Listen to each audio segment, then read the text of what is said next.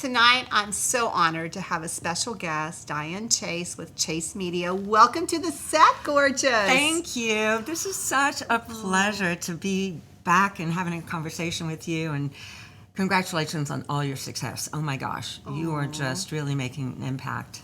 Thank you for all you do. Absolutely. Thank you. And I am a big fan of yours and love what you do. And I love all the media, the communication, the navigating. And what you do is valuable because you work with businesses and people on navigating their brand. Exactly. So tell me the A to Z of that. Well, I just like to start off, Debra, in terms of level setting. And when I'm working with clients, with businesses, with executives, with budding leaders, I just encourage them with my mantra, which is if you prioritize people and purpose, profits will follow. So a lot of times, when you have your own business or you're a young professional, you're just constantly driven by the bottom line, looking at money. Profit, yeah, exactly. right. Profit. But the way to ensure profit is to make sure you remember why you do what you do and how to communicate it in a way that people will care about it and support you. So that's the purpose piece. So, I don't know if you know Simon Sinek. I'm such a fan of his, but he is famous for the why. Start with why. Why do you do what you do? And if you're able to communicate that in a really authentic way that touches people, the speedway to the head is through the heart. So touch them with the why you do what you do, and they will care about it, and they'll want to work with you, support you, sponsor you, volunteer at your organization. It's just the way we're built that way as human beings. That gives me goosebumps because we were talking earlier with one of my guests about being humble and vulnerable. Yeah. And a lot of women don't want to show vulnerability because it's a sign of weakness to other people. But it's actually the key to other people wanting to be part of, noted, like that being part of what you're doing, a part of your organization, or wanting to be part of like whatever you touch. It's the vulnerability. Absolutely. And there's such a misconception in terms of the word vulnerability. It is a superpower. Vulnerability doesn't mean you're a doormat. Right. It means you are able to be your authentic self. And if you're not, people, we see right through it, right?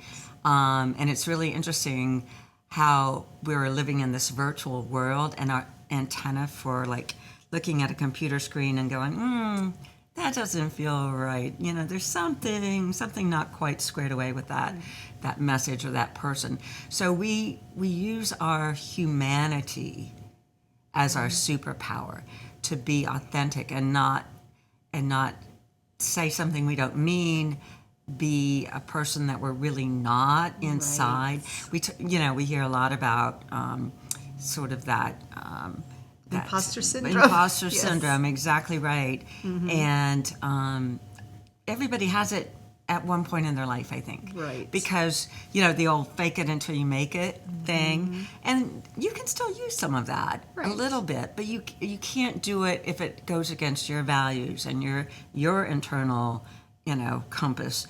So you want to make sure that you stay true to yourself and just be a human. When I'm doing my workshops and my trainings and my consulting, I'm like, just be a human, and people will want to, again, connect with you, and you can build a relationship, whether it's personal or professional.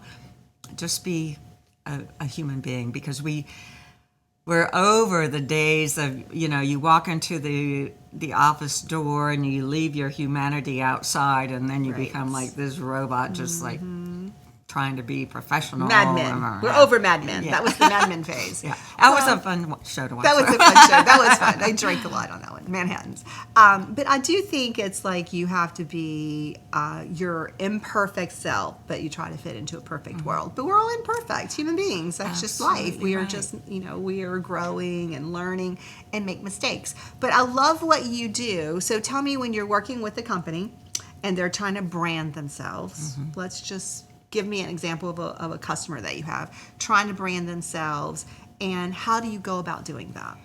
Well, the first thing is to really drill down in getting back to the why. To the why, right. And if there are 3 things that you want a potential customer, client, sponsor to know about you, what are those 3 key messages? Right. And the communication part becomes in learning the skill to deliver those messages in a way that resonates. So what language are you using? What's your body language saying? Are they aligned? Again, the verbal, vocal, visual. What's coming out of your mouth? What is your body language saying? And what is your tone of voice?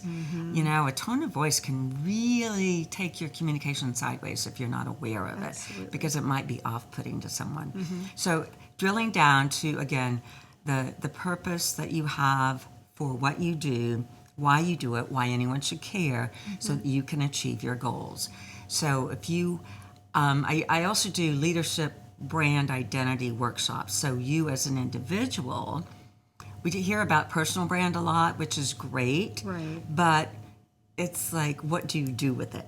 Right. So a personal brand is of a component of the workshop I do, and you use that personal brand to establish your reputation and set yourself apart, because there's no one like you, no one with your background, your experiences, your perspectives. So really Uniquely you, right. and really getting very clear on that and really cementing that, so that when you're talking about your business and what you do and seeking to establish your brand, people are really clear on what you stand for, what you offer, what's different about you. I love that. I love that. And, you know, we hear about storytelling a lot. And it's really been interesting. I've gotten into, I'm accredited now in this particular methodology for strategic business storytelling.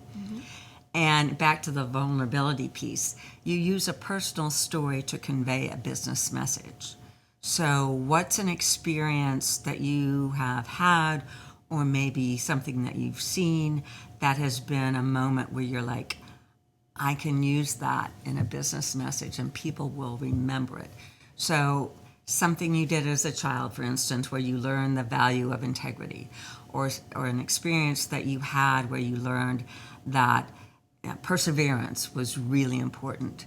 And we all, you know, our brains connect. When you are telling me a personal story about an experience you had, or you learned something, or it was the impetus for you to start your career, or you thought, wow, I really want to do that. I want to leave a legacy because, boom, I had this experience. Right. Oh, I love it. Like, it's true. Like, we have personal stories.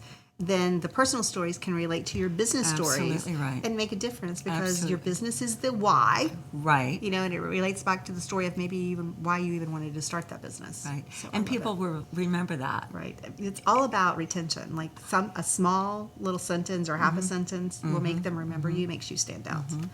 Thank So you. it's like Sorry. the mental image. Create that mental image, and we'll remember Debra. We'll remember why she does what she does, and why we want to work with her. Right. I love it. And why you wanted to be on the set tonight, because I cannot wait to get you as a guest. You are I'm just so in awe of you and what you do. And like, I just love that, your energy and your kindness and your genius skills. So thank you so much for stopping by the set. Oh, it's been a pleasure. Thank you for the opportunity to talk to you. Well, thank you.